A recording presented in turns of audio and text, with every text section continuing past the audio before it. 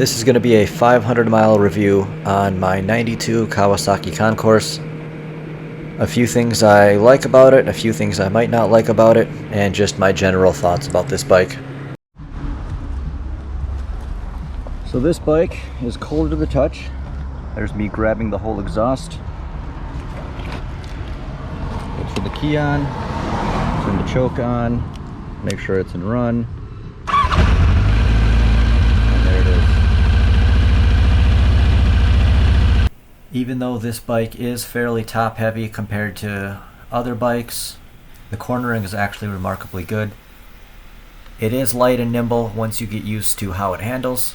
There's no problem with turning and keeping it balanced, keeping it upright, maintaining traction, all that sort of good stuff. It does have a pretty sharp turning radius, and I could turn sharper than this normally, but with the bags on the side, I don't want to scrape them up. It's never a bad idea just to go to an empty parking lot, and especially with a new bike, practice, figure out your turning radius, figure out how far you can lean and what kind of space you need to make whatever maneuvers you need to. So when you do have to avoid an obstacle or a hazard in the road, it doesn't become a panic motion, it just becomes second nature, and you're able to do it safely without really even thinking about it. But occasionally, we all do make mistakes.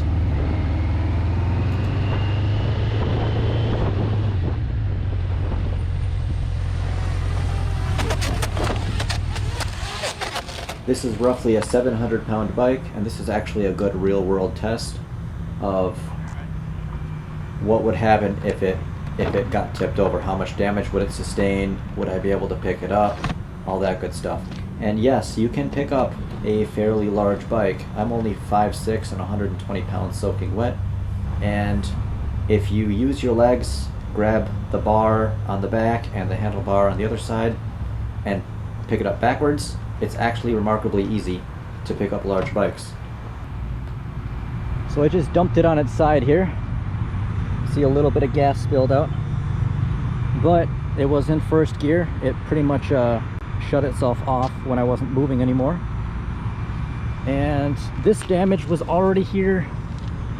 I scraped up the mirror a little bit. That's more or less just bird poop, and otherwise though, there was little scrapes already here. Not really any damage. Let's shove it in neutral and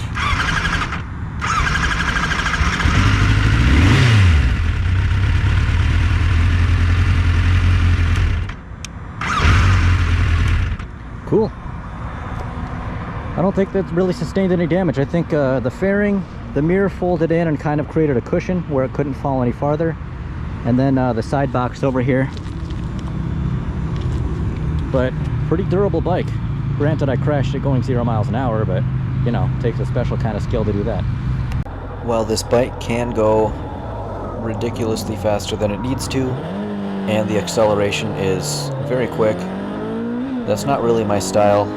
I don't like to zip around at speeds way faster than necessary. Not hating on the people that do. The reason that I got a bike that has that capability is because when you have that extra top end power, it's actually a lot safer if you're able to maneuver around obstacles and around other drivers that aren't necessarily paying attention. Whereas if you had like a cruiser that topped out at 85, you don't really have any acceleration or any top end power to have any sort of safe maneuvering during the highway speeds. So you might ask, why would you have to speed up if you want to drive safely? Why couldn't you just slow down? Sometimes speeding up is actually the safer option. Tailgaters, the best way to deal with tailgaters is to simply merge over a lane and let them pass, and oftentimes you have to speed up to the next gap in the next lane. And also large trucks with the turbulence that's behind them. You don't really feel it in a car, but on a motorcycle you're getting blown back and forth. So if you pass them and you're no longer dealing with it, it's a lot safer.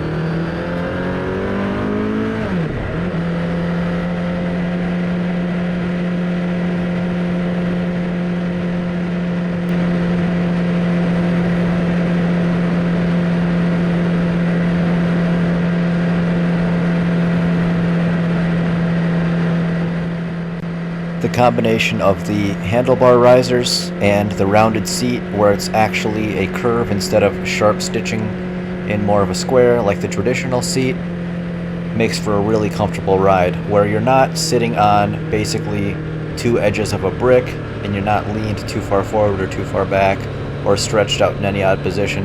It's super comfortable. You can sit on this thing for hours, and after an hour and a half of riding, I'm not sore. I can get off, and it doesn't feel like I normally feel after I ride that long on another bike.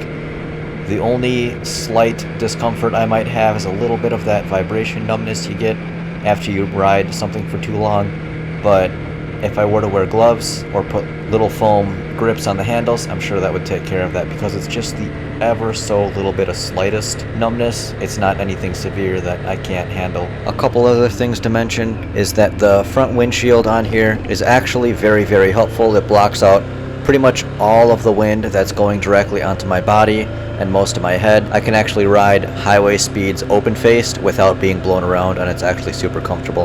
There's a nice little lip at the top of the windshield that just sends all of the wind up and over.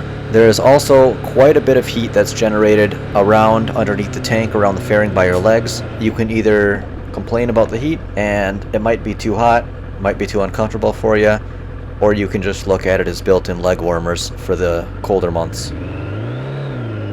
Of all the things this bike does well, the one thing it struggles at a little bit is rush hour traffic.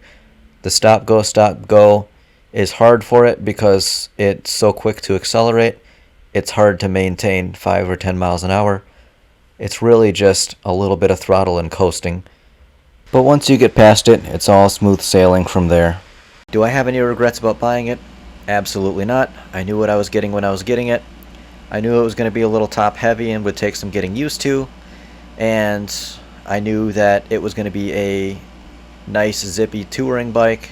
It's basically like a 1000cc Ninja, just the touring package. I would caution anybody that this is definitely not a beginner bike.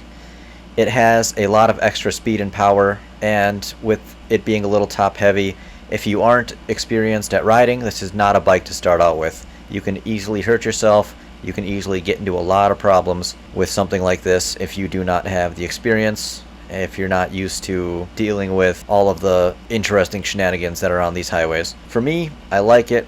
I plan on keeping it for a long time, and if anything ever happens to it, I would have absolutely no problem buying the exact same bike. But for you, get whatever fits, get whatever bike fits your riding style, and get whatever bike you like. There is no one perfect bike for everybody. Just because I like this one doesn't mean that this has to be the bike for you.